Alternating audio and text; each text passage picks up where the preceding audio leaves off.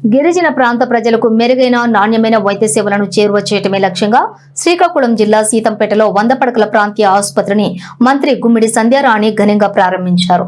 గిరిజన ప్రాంతాల్లో ఇప్పటి వరకు సరైన వైద్యం అందక ఇబ్బంది పడుతున్న ప్రజల కోసం ఈ అత్యాధునిక ఆసుపత్రిని అందుబాటులోకి తెచ్చారు. అత్యవసర సమయంలో గిరిజనులకు డోలీలో మోసుకుని వెళ్లే పరిస్థితిని పోగొట్టి ప్రతి గ్రామానికి వైద్యం అందేలా డోలీ రహిత గ్రామాలుగా తీర్చిదిద్దడమే ప్రభుత్వం యొక్క లక్ష్యమని మంత్రి పేర్కొన్నారు. ఆసుపత్రికి వచ్చే నిరక్షరాస్యులైనటువంటి గిరిజనులకు, వృద్ధులకు తోడుగా ఉండి సేవలు అందించేందుకు హెల్పింగ్ హ్యాండ్స్ అనే వినూత్న కార్యక్రమాన్ని మంత్రి ప్రారంభించారు. ఈ సందర్భంగా మంత్రి మాట్లాడుతూ సీతంపేట ఐటీడీఏ పరిధిలోని చేపడుతున్న వినూత్న కార్యక్రమాలు నేడు రాష్ట్ర వ్యాప్తంగా చర్చనీయాంశంగా మారాయని కొనియాడారు.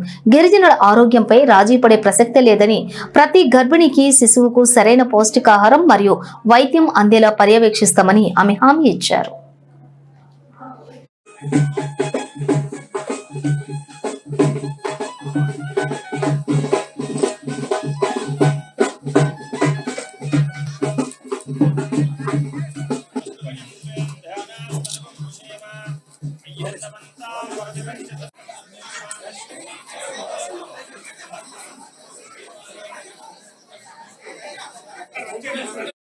ఈ ప్రాంత ప్రజలకి చాలా ఏళ్ళుగా కలగా ఉన్నటువంటి ఒక ఏరియా హాస్పిటల్ ని ఈ రోజు మన కోటి ప్రభుత్వం మనం ప్రారంభించుకోవడం చాలా ఆనందంగా ఉంది, సంతోషంగా ఉంది. ఈ ప్రాంత ప్రజలు ఏదైనా వైద్యుల గురించి ప్రధానంగా ఎక్కడైనా సరే వైద్యం కానీ విద్య కానీ చాలా ముఖ్యమైనటువంటి రెండు కీలకమైనటువంటి శాఖలకి.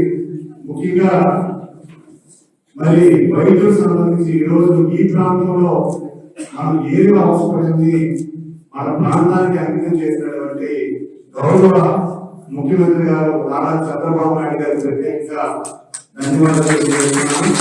అలాగే గౌరవ ఉప ముఖ్యమంత్రి గారు పవన్ కళ్యాణ్ గారు కూడా ధన్యవాదాలు తెలియజేస్తున్నాను.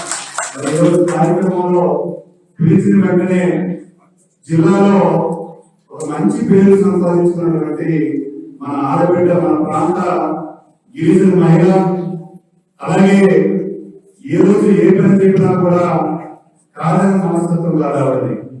ఈ జిల్లాని ముఖ్యమంత్రి నారా చంద్రబాబు నాయుడు గారు ప్రతి గిరిజన నియోజకవర్గానికి ఒక 100 బెడ్ హాస్పిటల్ ఉండాలి అని ఒక మంచి ఉద్దేశంతో, గిరిజనులందరూ కూడా మెరుగైన వైద్య సేవలు అందాలి అని ఒక మంచి ఉద్దేశంతో